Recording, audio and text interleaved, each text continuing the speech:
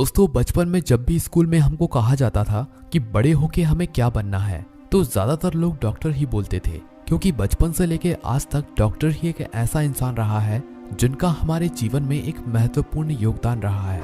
पर दोस्तों जो कोई भी इस फील्ड में अपना कैरियर बनाना चाहता है, उनके लिए all India institute of medical science dream college माना जाता है। दोस्तों अगर भारत आज हेल्थ केयर सिस्टम में मेडिकल रिसर्च के क्षेत्र में पूरे विश्व के सामने एक एग्जाम्पल के तौर पर उभर के सामने आया है, तो इसके पीछे एम्स की एक बहुत बड़ी भूमिका है। आज कोरोना पैंडेमिक के वक्त सरकार और आम जनता अगर किसी संस्थान की रिपोर्ट के ऊपर सबसे ज्यादा भरोसा करती है तो वो है एम्स। आज पूरे भारत के कई शहरों में एम्स मौजूद है। दोस्तों हमें एम्स की इम्पोर्टेंस का तो पता है, पर हम में से ज्यादातर लोग ये नहीं जानते कि यह महासंस्थान भारत में बना कैसे। तो चलिए आज की इस वीडियो में हम एम्स का पूरा इतिहास जानने की कोशिश करते हैं।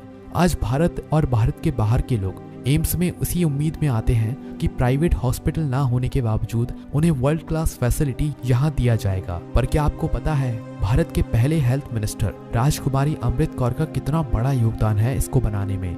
आपको बता दें, अंग्रेजों ने 200 साल राज करने के बाद इकोनॉमिकली, सोशियली और हेल्थ केयर में भारत को लगभग खत्म कर दिया था। ना खाना था, ना अच्छी चिकित्सा प्रणाली थी, जिसने भारत के मेन स्ट्रक्चर को हिलाकर रख दिया था। 18 फरवरी 1956 में लोकसभा में एम्स बिल के नाम से एक पोस्ट ग्रेजुएट इंस्टीट्यूट बनाने का प्रस्ताव पास करवाया गया था। उस दिन हेल्थ मिनिस्टर अमृत कौर जी ने कोई प्रिपेयर की हुई स्पीच नहीं दी थी, बल्कि अपने मन से कहा था कि यह संस्थान हमारे देश के युवा डॉक्टर्स को उनकी आगामी शिक्षा में हेल्प करेगा, और दूसरी तरफ यह देश का एक ऐसा संस्थान होगा जो देशवासियों को कम से कम दामों में मेडिकल फैसिलिटी प्रोवाइड करेगा। 1946 में एक सर्वे के दौरान देश में मेडिकल की खेस्ता में पोस्ट ग्रेजुएशन को लेके एक इंस्टीट्यूट बनाने का प्रस्ताव दिया गया था, पर तब पैसे न होने के कारण ये संभव नहीं हो पाया। पर इसके 10 साल बाद न्यूजीलैंड, ऑस्ट्रेलिया, जर्मनी और अमेरिका जैसे देशों से अपनी कोशिश से अमृत जी ने पैसे जुगाड़ की और एम्स बनाने का काम चालू हुआ।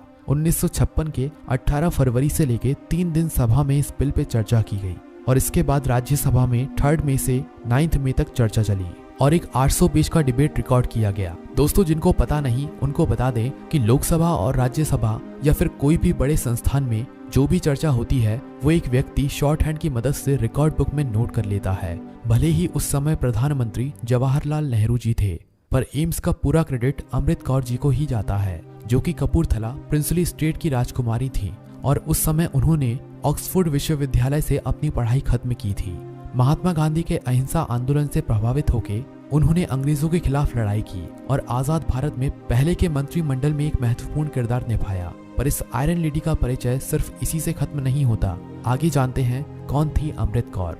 दोस्तों राजकुमारी जी हमेशा सिंपल लिविंग और हाई थिंकिंग में विश्वास रखती थी। 2 फरवरी में लखनऊ के कपूरथला स्टेट में राजा हरनाम सिंह के सबसे छोटी बेटी के रूप में उनका जन्म हुआ।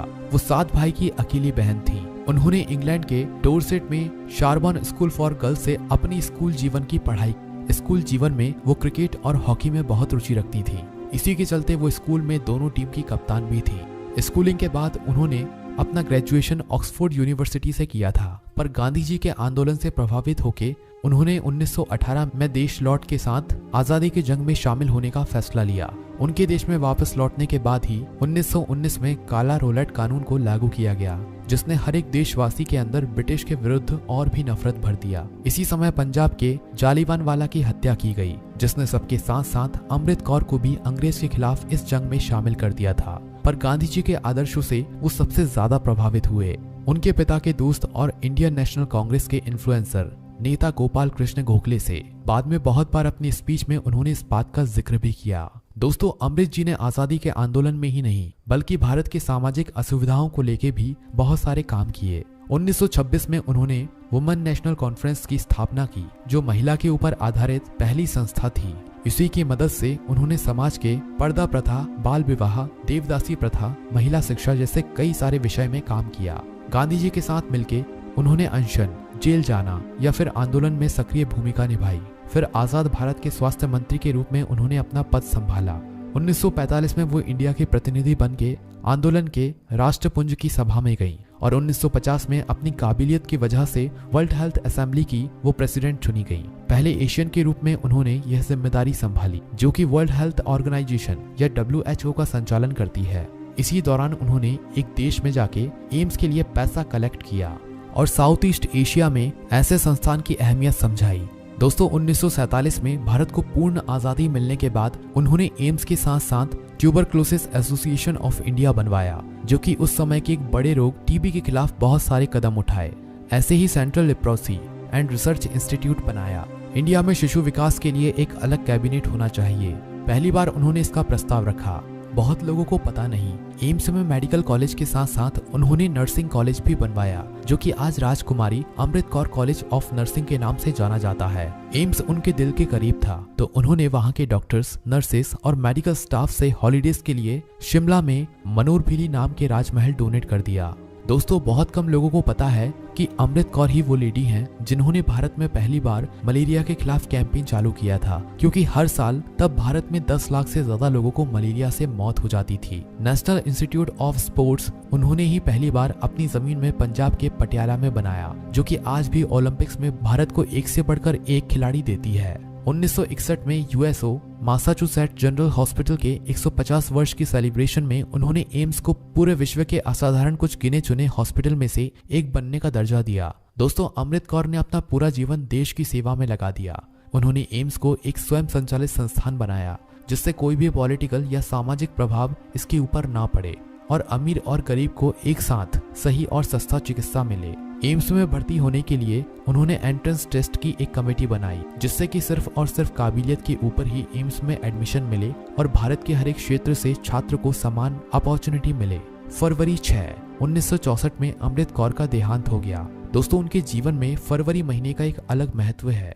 इनके जीवन से लेके एम्स की स्थापना और उनका देहांत भी फरवरी के महीने में हुआ था। उन्होंने कभी शादी नहीं की, तो उनके कोई बच्चे भी नहीं थे, तो इसलिए कहा जाता है कि एम्स को उन्होंने अपने बच्चे की तरह देखा और उसको दुनिया का एक अनोखा हॉस्पिटल बनाने में उन्होंने कोई कसर नहीं छोड़ी।